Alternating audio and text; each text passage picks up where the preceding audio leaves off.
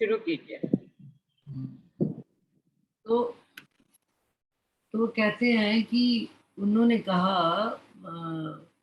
इब्राहिम पैगंबर ने कि अगर मेरा सवाल तुझसे है तो तुझसे, फरिश्ते को कह दिया कि तुझसे मैंने कोई सवाल नहीं पूछा, और यदि मेरा अल्लाह ताला के लिए है तो वो मेरी स्थिति मेरे से अधिक बेहतर जानता है, तो उनको क्या पूछना और उनको क्या कहना। तो यही बात यदि हम अपनी कोई ख्वाहिश धनी के आगे रखते हैं तो उनसे समय की डिमांड रखते हैं, ये हमारा ये काम इतने ही समय में कर दे, तो कहते हैं कि हम कैसे उसकी रजा में राजी। उस समय यदि हमारा काम पूरा नहीं होता तो हदीस में लिखा है इस बात की चिंता ना करें कि आपका काम पूरा नहीं हुआ, बल्कि इस बात की चिंता करें कि कहीं आपके दिल में खुदा के प्रति कोई उनकी अदब में बेअदबी तो नहीं हो रही।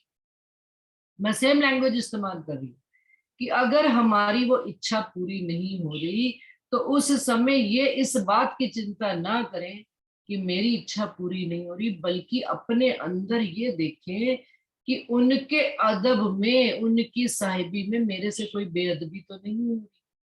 क्या बेअदबी? कि अरे आपने तो मेरा ये काम, एक बात कही थी, कौन सी कोई बात। तो अपने अंदर ये टटोल, ये है उनकी रजा में राजी रहना। ये दूसरे दिल क्यों नहीं पहचान? अभी तीसरा दिल तो आया ही नहीं है सुंदर।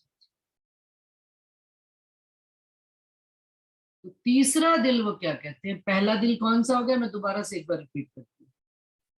पहला दिल वो जो सदा उनकी जो मेहर आती है उसमें ही डूबा रहता है,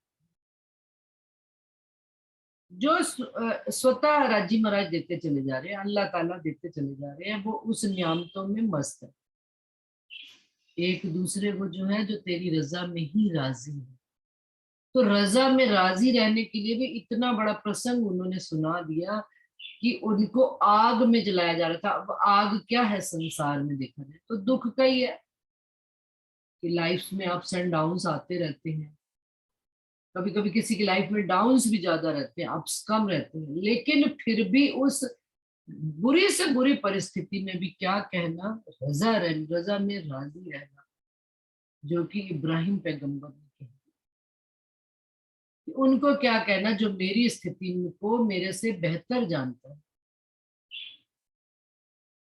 और फिर अपने दिल में ये टटोलना कि उनकी अदब में बेअदबी ना हो जाए, तब तो हम हैं उनकी रजा में राजी। और तीसरा दिल उन्होंने कह दिया कि तीसरा दिल वो रहता है जो सिर्फ एक ही बात में ता जिंदगी निकाल दे। वो दिल कौन सा है? एक बार तो मेरी उस मेरे महबूब से मुलाकात, रूबरू मेरी उनसे मुलाकात, एक मीटिंग तो कोई मेरी उनसे सेट कर। और अल्लाह ताला भी उस मीटिंग की याद में रहते हैं। भाई अब कब वो मुझे कॉल करे और मैं उनसे एक अपने आशिक महबूब से मिला। और रूहें भी, वो रूह दिल, उसकी केवल एक ही चाहना रहती है कि मैं अपने आशिक महबूब की एक मुलाकात, एक मीटिंग तो कोई मेरी करा दे और मैं उससे रूबरू होकर दो बात, दो बयान कर। वो दो बात, एक बात मुझे कह दे, हक देत पड़ उत्तर चार। जब बात करें हक रूसो तब देत हक पड़ उत्तर चार। इसी से पहले हमने चार प्रकरण पढ़ा कि वो मुलाकात मेरी कोई मेरे धनी से करा, मेरे महबूब से करा दे तो मेरा जीवन, मेरा दिल, मेरा आना इस संसार में साथ। तो ये तो सुंदरता जी हदीसों में किससे लिखे हैं, प्रसंग से रिलेटेड नहीं थी, लेकिन उन्होंने कहा ये बारीक बात, ये बारीक बातें कौन जाने। वो कुरान में तो हदीसें पढ़ पढ़ कर सुना रहे हैं, लेकिन इसका लज्जत और इसका रस भी कौन मोमिन लेगा? जो धनी के निस्बत में, हम धनी के निस्बत, और धनी ने इस जुबा के सुख देखिए। अभी ऊपर पढ़ा ना, एक कलाम अल्लाह या हदीसें सब हमारे वास्ते आई हैं, सुन सुनकर उसमें से असल रहस्य निकालकर हम उसका रस पीते हैं। वो बयान करने वालों को तो खुद भी नहीं पता।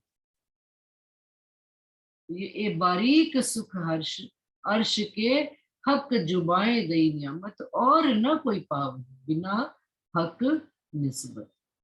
हक रूहों को बुलाए के नजीक बैठाई ले, ये जाहिर करत है रसना, ये जो अंतर का स्नेह। वही बात की तीसरा दिल जो उन्होंने कहा कि वो सिर्फ जो धनी की मुलाकात के लिए ही बेताब रहता है, कि किस तरह से मेरी धनी से मुलाकात हो जाए, मेरा महबूब मेरे सामने आ जाए, और धनी भी उसको इशारे से उंगली करके दूर से, और क्या करते हैं, रूहों को बुलाए के, हक रूहों को बुलाए के नजीक बैठाए, आवाज दे देकर धनी बुलाते हैं। परिक्रमा में आता है ना, नाम ले लेकर धनी बुलाए। तो इस संसार में भी सुंदर सा जी, हम माया में मस्त है, धनी आवाज लगाते हैं हमको, तभी तो ये रूह दौड़ कर धनी के पास जाती है। क्या आपकी और मेरी औकात है किसी को बुला कर लाने की, या किसी को जगाने की? या हम कह देते हैं भाई इसकी निस्बत होगी तो जगेगा, नहीं होगा। कोई दो प्रश्न पूछ लेता है हमसे, हमारे पास जवाब नहीं होते, हम उसकी निस्बत ही काट देते, हम इतने होशियार हैं। लेकिन यदि विचार करते इस बात को कि कौन किसको लाता है, धनी हमें हमें आवाज देते हैं, वो मूल परमधाम में बैठकर धनी हमें याद करते हैं, तो वो रूह जहां जिस तन में बैठी होती है उसके अंदर हलचल मच जाती है। तो हक रूहों को बुलाए के नजीक बैठाई, नजीक बैठा लेते हैं, अपने नजदीक, बिल्कुल घर परमधाम अपने दिल में बैठा लेते हैं रूहों को बुलाकर। तो धनी वहां से आवाज लगाते हैं, यहाँ से। फिर तो ये जो बीच में पिंड और ब्रह्मांड आया ना, ये सब खत्म हो जाता। क्यों? क्योंकि धनी ने याद किया है, धनी ने हमको आवाज देकर बुलाया, देके आवाज बुलाया तुमने। तो अच्छा गजल है, अब हमको तो आती नहीं थी गजल। तो धनी की ये मेहर होती है, कृपा होती है। तो धनी ने हमको, ये जुबान की सिफत है कि वो हमको एक एक को आवाज दे देकर बुलाते हैं। और जिस प्रकार से नवरंग बाई जब नृत्य करती है ना, कहते हैं, वर्णन सुनते हैं अपन, कि उनका एक एक पायल का, झांझरी का एक घुंघरू वो चाहती है, बोलता है तो वो आवाज निकालता है। धनी को रिझाने के वास्ते जब नवरंग बाई नृत्य करती हैं, तो वो चाहती है उनकी पायल का, घुंघरू का एक घुंघरू बोले, तो वो एक घुंघरू की आवाज है। इस प्रकार से हम धनी के अंग है रूहें। तो धनी जिस अंग को, हम रूहें हम तन है धनी के, तो धनी जिस अंग को आवाज देते हैं वही आवाज बोलेगा, आगे से जवाब देगा, बाकी के सब चुप। परातम में, उन्होंने परातम में नजर मिलाई, एक्शन ले आओ। नजर वहां मिलाई, उसका रिएक्शन कहाँ दिखा? परातम से आत्म में, और आत्म से इस तन में। वो खोजना चालू कर देती, उसको पता ही नहीं कि मैं कौन से धर्म में, कौन से समाज में आती थी, लेकिन उसके अंदर वो बेकरारी बढ़ जाती। ये उस आवाज का,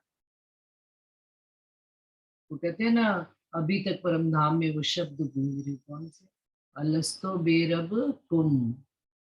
अभी उसकी आवाज भी खत्म नहीं हुई है, अभी तो वही काल, वही पीरियड चल रहा है। सोई सायत सोई घर, हम समझते हैं सदियां बीती। तो वही आवाज चल रही है, परम धाम में गूंज रही है, अलस्तो बेरब कुम, एक आप धनी मेरे हो और संसार में मेरे। जो ये कहकर आई थी इस संसार में, और इस संसार में सबको अपना बना लिया एक धनी को। अब जब धनी ने एक आवाज लगाई, योग माया के ब्रह्मांड में धनी ने एक बांसुरी तो बजाई, क्या चीज आड़े आई थी हमें?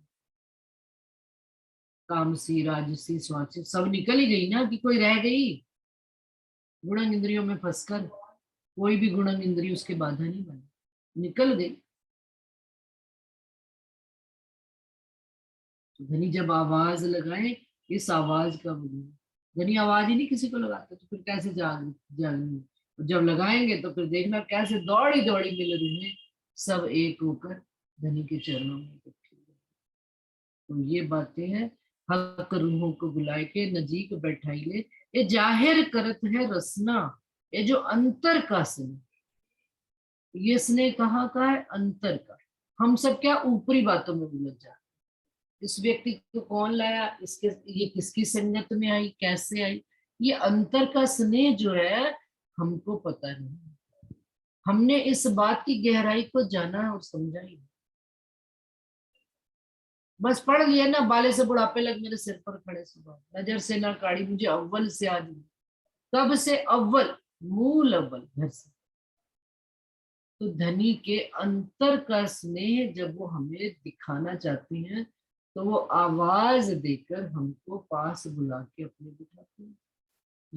ये बात भी अंतर का स्नेह प्रगटीकरण किससे होता है? इस जुबान से। मीठी जुबा बोलत माशूक रूहे प्यारी आशिक सो, ऐसा मीठा अर्श खाविंद जाके बोल चुभे हृदय। धनी मीठी जुबा बोलते हैं, रूहें भी मीठी ही बात सुनते हैं, लेकिन उनकी मीठी जुबा कहाँ चुभ जाती है? दिल के अंदर चुभ, और बस रूहें खिंची चली जाती है। धनी के लाड और प्यार में, आपके प्यार में बंदी ये रूहें तुम पे कुर्बान हो गई हंस के। बार बार कहा जाता है हमसे कुर्बानी मांगते, कुर्बानी मांगते। जब हम किसी से प्यार कर लेते हैं, हमें याद भी नहीं रहता कि हमने इस घर संसार के लिए क्या क्या कुर्बानी। कहते ही नहीं कुर्बानी, कभी नहीं कहते हमने अपने परिवार के लिए कुर्बानी।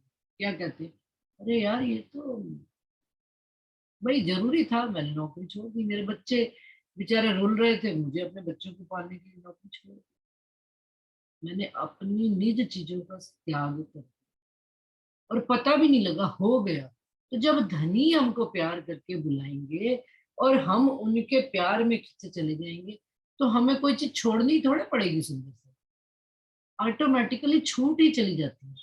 वो इंद्रावती जी ने लिख दिया कुर्बानी, लेकिन वो कुर्बानी भी मैं खुद ही की कुर्बानी भी, कि धनी का लाड मिले और उसके लिए अहंकार छोड़ना पड़े, तो अच्छा है कि बुरा? पल में छूट जाता है, छोड़ना नहीं पड़ता। कि धनी के प्यार से हम वंचित होते हैं यदि, इस एक कारण से कि मेरे अंदर अहंकार खड़ा होता है।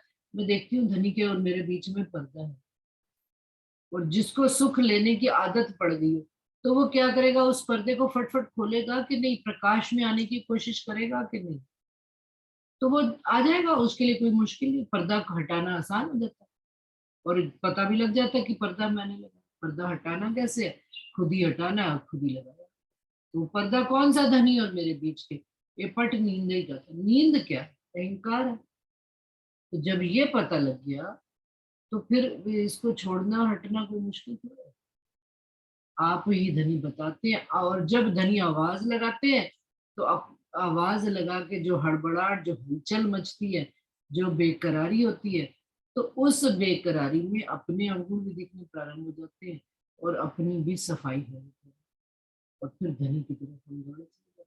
मैं धनी आपसे मिलन क्यों नहीं हो रहा, आपसे मेरी मुलाकात क्यों नहीं हो रही? उस एक मुलाकात को पाने के लिए, उस एक मीटिंग के लिए। देखिए अगर आज पता लग जाए हमारा कोई बड़ा भारी काम अटका हुआ है संसार में, और ये साधारण संसार के एमएलए और एमपी से भी मीटिंग करनी हो ना, तो कितना टाइम लग जाता है। 2 बार भी फोन किया, फिर किसी जान पहचान वाले को कहा, फिर उसने उसको कहा, तो एक मीटिंग अरेंज करने के लिए कितने महीना लग जाता। और फिर बाई चांस हम चले गए, अगर हम गए भी वहां, हम तो अपने टाइम पे चले गए, और सामने वाला एमएलए वहां पर या एमपी, उसको कोई अचानक काम आ गया, उसके लिए आप इम्पोर्टेंट नहीं, वो चला गया,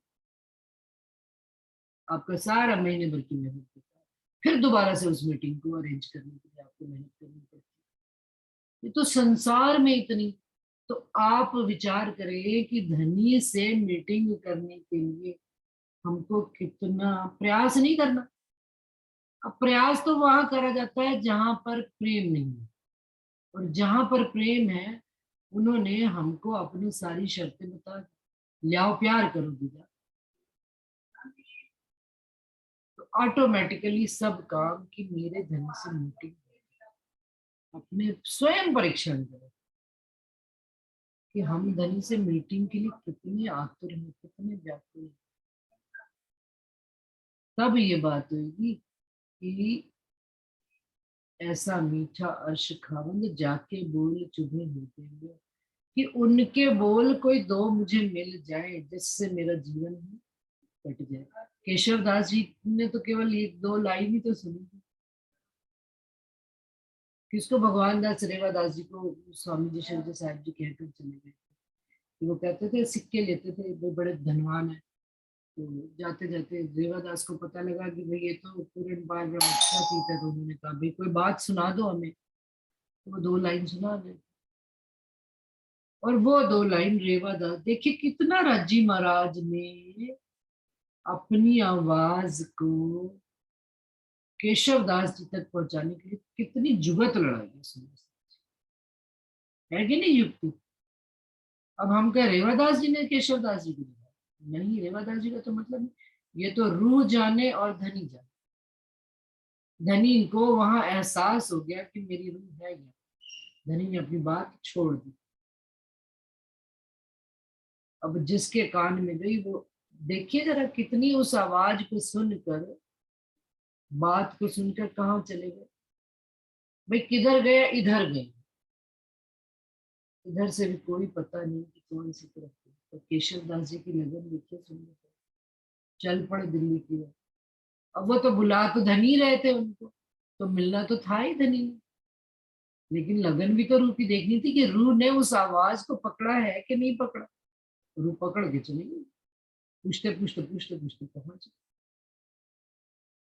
अब यहाँ पर धनी और रूह थे कि कोई और था बीच में, कितना ब्रह्मांड बीच में आ गया, लेकिन नहीं, आड़े तो कोई आता ही नहीं बीच में। लेकिन जब धनी ने आवाज लगाई और रूहें दौड़ी चली, तो दोनों से अरस परस बात हुई, तो धनी बस आमना सामना फिर तो हो ही जाता है, फिर तो मुलाकात जरूरी है। जाके बोल चुभे हृदय में, प्यारी रसना सो अनेक प्यारी बातें करे बनाए, प्यारे प्यारी रूह बीच में एक गुण जुबा किने ना गिनाए। अब फिर जो हमने धनी से जो बातें करनी है, वो बातें क्या किसी को बताई जाएंगी। प्यारे प्यारी रूह सो, प्यारे प्यारी रूह बीच में, धनी के और रूह के बीच में जो बातें होंगी, वो गुण क्या उन बातों के गुण गिनाए जा सकते हैं, किसी को बताया जा सकते हैं कि मेरी और मेरे धनी के बीच में क्या बात है। एक लड़की की जब शादी होती है ना, तो उससे पूछो क्या क्या हुआ, वो बताएगी मेरी सास ने मुझे ये प्यार से हार दिया, मेरे ससुर ने मुझको इतने पैसे दिए, मुझे घर परिवार रिश्तेदारों से ये गिफ्ट मिला। फिर लड़कियां सहेलियां और पूछो फिर और क्या हुआ, फिर और क्या हुआ, फिर वो फर्स्ट नाइट में क्या हुआ, तो कुछ बात बताएगी, कुछ हाँ ऐसा हुआ वैसा हुआ, लेकिन ऊपर ऊपर की बात। लेकिन क्या वो अंदर गहरी बात जो उसकी अपने खावंद से होती है वो बताती है। लेकिन उसका मुख, उसकी जुबां की जो लचक, वो बता देती है कि कुछ बात है गहरी, लेकिन वो बताती नहीं है। तो वही बात वो कह रहे हैं कि ए गुण जुबां किने न गिनाए, ये गुण गिने नहीं जा सकते, कि ये रूह और धनी की, आशिक और माशूक की बातें हैं, ये सबको बताने की नहीं। और जुमा से जब रूह राज्य के सामने होगी और जब उनसे बात करी तो गिनने बैठ जाएगी, माला बैठकर गिनने थोड़े बैठ जाएगी कि मैंने कितनी बातें करी उनसे। बस वो तो फिर सुनती जाएगी और जवाब देती जाएगी, बोलती जाएगी, कहती जाएगी। और फिर जब उसकी जुगाली करेगी, वाह क्या फिर उस रस में ही रूह डूब जाए, फिर किसी को बताना नहीं पड़े। ये है जुबान की, मीठी जुबान, मीठे वचन, मीठा हक, मीठा रूहों प्यार, मीठी रूह पावे मीठे अरश की, जो मीठा करे विचार। अब जो विचार मीठा करेगी वो इस मीठी जुबान के इन मीठे वचनों को, धनी के इस लाड और प्यार को इन शब्दों में पा पाएगी। मन में तो कटुता, बुद्धि में हो ईर्ष्या, जलन, द्वेष, ये सारे रोग जो लगे हुए हैं संसार के, तो मीठी बात कहाँ से आएगी? मीठी बात समझ भी नहीं। कोई मीठी बात भी कर रहा है तो सामने वाले की बात मीठी नहीं समझ, क्योंकि अपने अंदर जहर है। जब हम सामने वाले को मीठी नजर से देखेंगे, तब हमें हमारे अंदर मिठास होगी, तब हमें सामने वाले के अंदर की मिठास दिखेगी। जैसा चश्मा लगाया वैसा ही तो दिखता है। तो मीठी जुबान, मीठे वचन, मीठा रूह प्यार, परम धाम की जुबान, रूह नैनो दीदार कर, रूह हक जुबां सो बोल, रूह जुबां हक सो बोल। कौन सी जुबान से बोल? रूह की जुबान से। रूह की जुबान क्या है? ये पांच तत्व पिंड और आकार से, पिंड और ब्रह्मांड से परे बोलना है। परम धाम की जुबान से बोलना, उस इश्क की जुबान से बोलना है, और उस इश्क के रूह कानों से सुनना है। और फिर दिल में उसका जो रस टपक के जाएगा, तो फिर जुबां भी वही बोलेगी।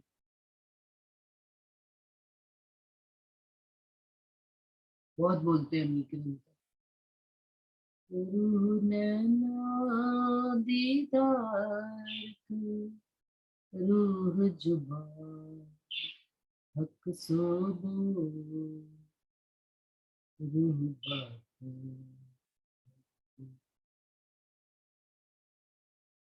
बातें कर, यही पट रूह का खोल, पट खोल, यही पट रूह का। रूह के अंदर जो पांच तत्व का पर्दा है, इसको हटा के धनी के रूबरू होके उनकी बात को सुनो। प्यारी खिलवत में प्यारी रसना, अब कहाँ पर? खिलवत में प्यारी रसना, होत वचन कदीम। कब से चल रहे हैं वचन?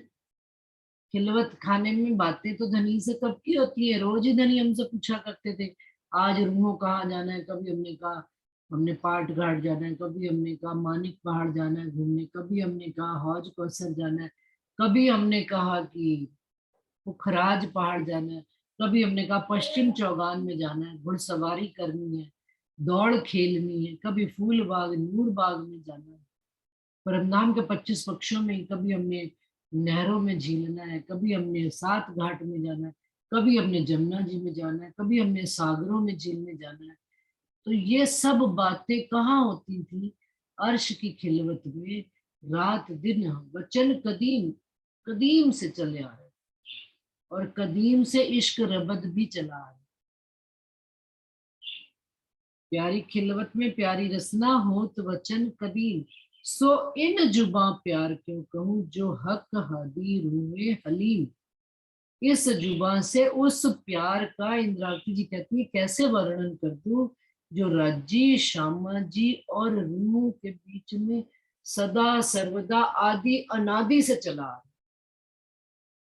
एक दिन का नहीं, दो दिन का नहीं, ये स्वतः निर्मित ही है, स्वतः ही है। इसको कोई बनाना नहीं पड़ता, कोई कहना नहीं पड़ता। ये क्योंकि इश्क के ही हम स्वरूप हैं। धनी भी इश्क के स्वरूप है, श्यामा जी भी इश्क का स्वरूप है, हम रूहें भी इश्क का स्वरूप है। तो सदा सर्वदा आदि अनादि काल से, हलीम का मतलब क्या है? आदि अनादि काल से। धनी राजी श्यामा जी और रूहों के बीच में ये प्यार, ये जुबां के बोल चलते ही चले जाए, कभी भी ना मिटने वाले, कभी भी ना रुकने, हो ही रहे। इस बात को भी इंद्रावती जी कहती है, इस प्यार को मैं कैसे कुछ शब्दों में बांध कर बयान कर, ये तो जिसने खाया पिया रस लिया, वो जाने या मेरी रूह जाने या। या एक मेरा महबूब जाने, मेरी रूह जाने या मोमिन, या दिए जिन रहमान, या जिन्होंने दिए हैं इन सुखों को, या जिन मोमिनों ने दिए, बस और तो कोई दूसरा जाने।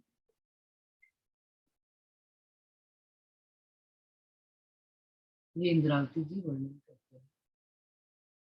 सब अंग जिनके इश्क के तिनकी कैसी होसी जुमा, अर्श रूहें जाने जागृत जो रहे सदा कदमों सुबह।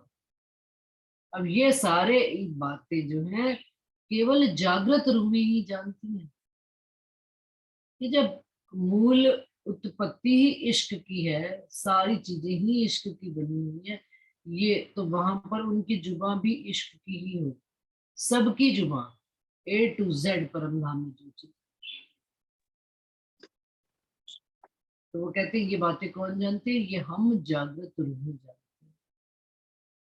मेरी रूह देखे शहूर कर, जाके नख सिख लग इश्क, जुबा कैसी तिन होसी और बानी बक्का अर्श हक।